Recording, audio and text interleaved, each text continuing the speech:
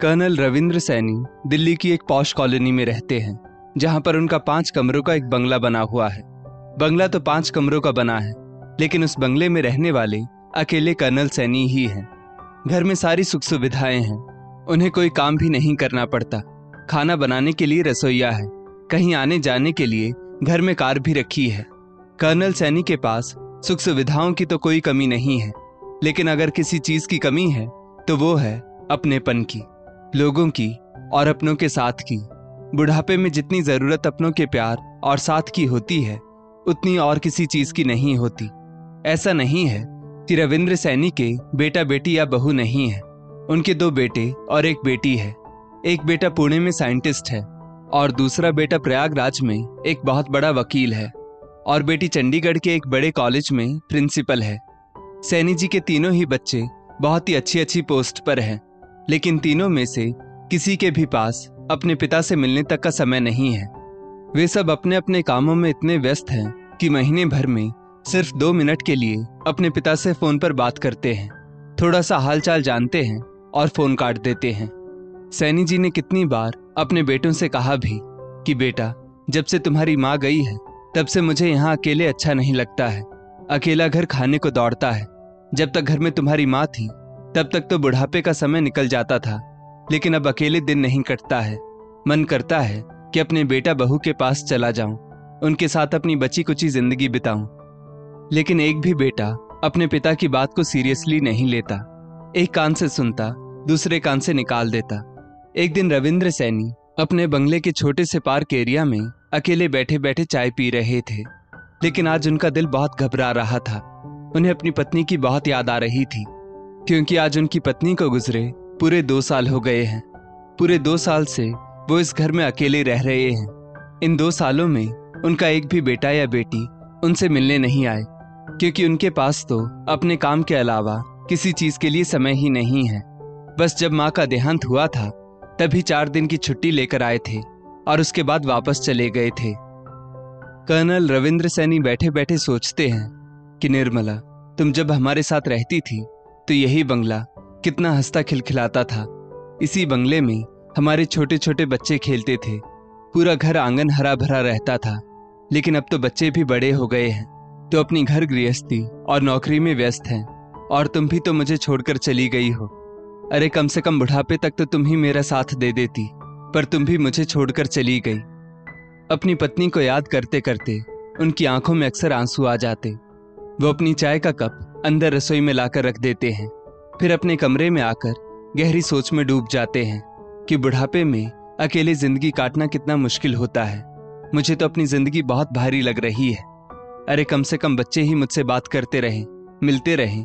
मैं तो बच्चों से ज्यादा उम्मीद वैसे भी नहीं करता हूँ। बस इतना चाहता हूँ कि वो मुझसे ठीक से बात कर लें, थोड़ा सा समय दे दें। इधर आ नहीं सकते हैं तो कम से कम रोज मुझे शाम को 5 मिनट के लिए फोन ही कर लिया करें।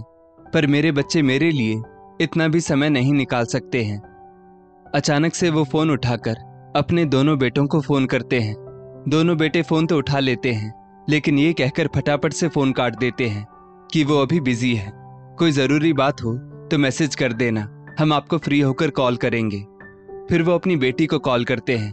बेटी भी कॉलेज में होती है और कहती है, डैडी अभी कॉलेज में एग्जाम चल रहे हैं, मेरी ड्यूटी लगी हुई है, चेकिंग करना पड़ता है, मैं आपसे बाद में बात करती हूँ। इतना कह बेटी भी फोन काट देती है।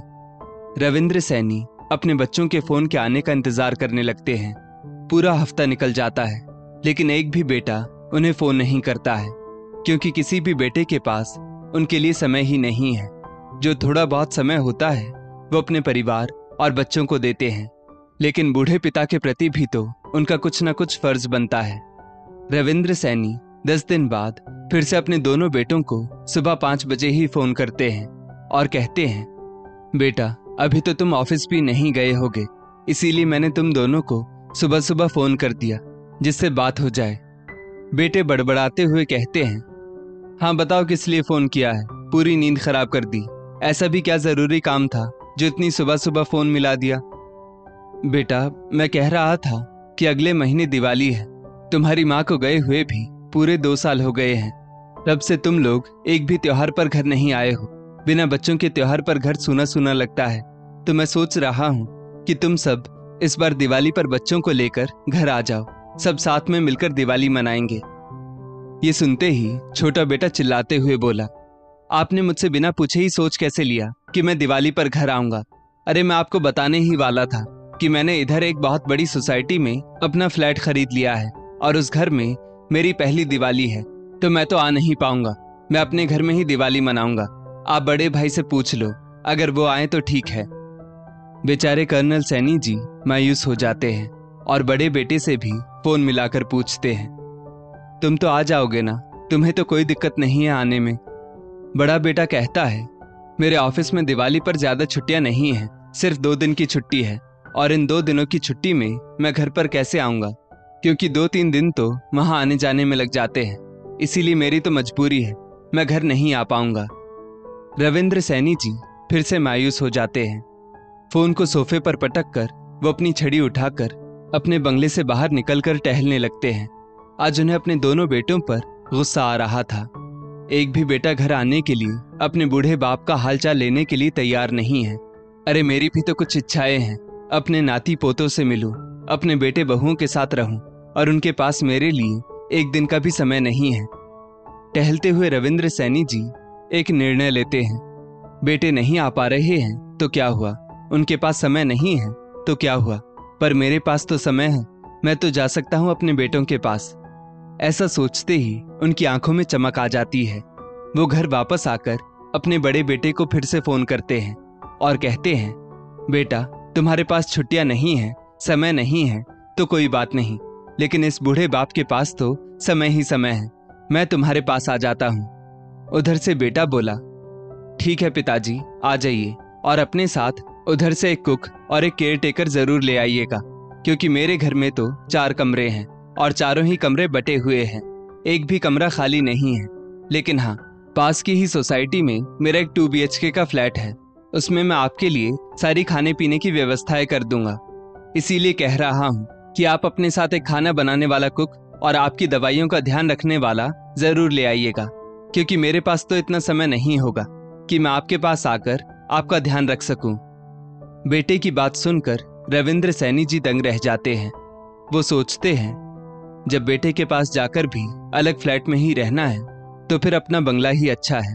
जब उधर जाकर भी बेटे बहू पोती पोतों के साथ नहीं रह पाऊंगा तो कम से कम अपने घर में अपनी पत्नी की यादों के साथ तो रह सकता हूं। लेकिन आज उनको अपने दोनों ही बेटों पर बहुत गुस्सा आ रहा था और अब उनका गुस्सा इतनी जल्दी शांत होने वाला नहीं था। उन्होंने अपने बेटों को सबक सिखाने की ठान ली थी। उन्होंने सोच लिया था कि वो अपने बेटों को सबक सिखा के ही रहेंगे। अरे बेटे ऐसी कौन सी पोस्ट पर पहुंच गए हैं जो अपने बूढ़े बाप के लिए उनके पास एक दिन का भी समय नहीं है? 2 साल से ऊपर हो गया, एक बार भी मुझसे मिलने नहीं आए, मेरी तबीयत के बारे में नहीं पूछा, महीनों तक फोन नहीं करते हैं। अब ऐसे नहीं चलेगा। बच्चों के भी अपने माता पिता के प्रति कुछ फर्ज होते हैं। माता पिता तो अपने बच्चों के प्रति सारे फर्ज निभाते हैं, लेकिन जब माता पिता के प्रति बच्चों के फर्ज निभाने की बारी आती है तो बच्चे बड़े होकर के अपना पल्ला झाड़ लेते हैं और व्यस्तता का नाम देकर फ्री होना चाहते हैं।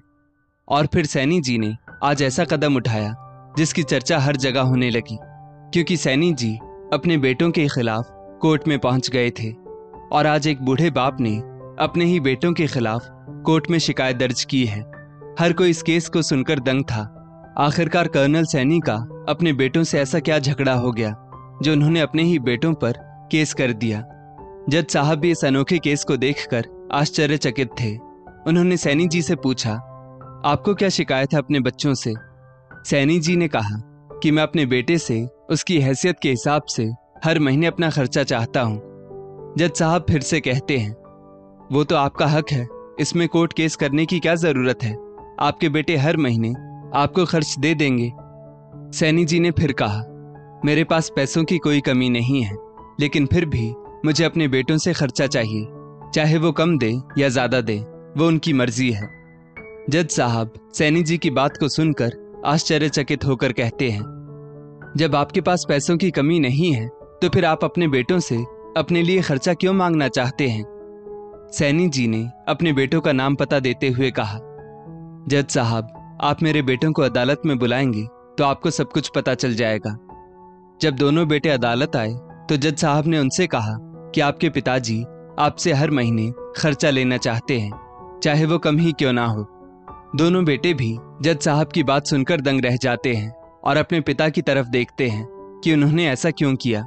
हमारे पिताजी तो बहुत अमीर हैं, उनके पास बंगला है, गाड़ी है, पैसों की कोई कमी नहीं है, फिर उन्होंने ऐसा क्यों किया। जज साहब ने कहा, यह अनोखी मांग तो आपके पिताजी की है, उनसे ही पूछिए कि उन्होंने आखिर ऐसा क्यों किया। सैनी जी ने जज साहब से कहा कि आप मेरे बेटों से कहिए कि वो मुझे हर महीने 500 रुपए दें, और वो भी अपने हाथों से, और कोई भी बेटा उन पैसों में बिल्कुल भी देरी नहीं करेगा। जज साहब ने बेटों से कहा कि तुम लोग हर महीने 500 रुपए बिना किसी देरी के अपने पिता के हाथ में रखोगे। अदालत तुम्हें यह आदेश देती है। अदालत ने आदेश दिया है, बूढ़े पिता ने केस किया है, तो बेटों को तो अदालत की बात माननी ही पड़ेगी। वो हर महीने अपने बूढ़े पिता को अपने हाथों से 500 रुपए देने के लिए तैयार हो जाते हैं और फिर केस उधर ही रफा दफा हो जाता है।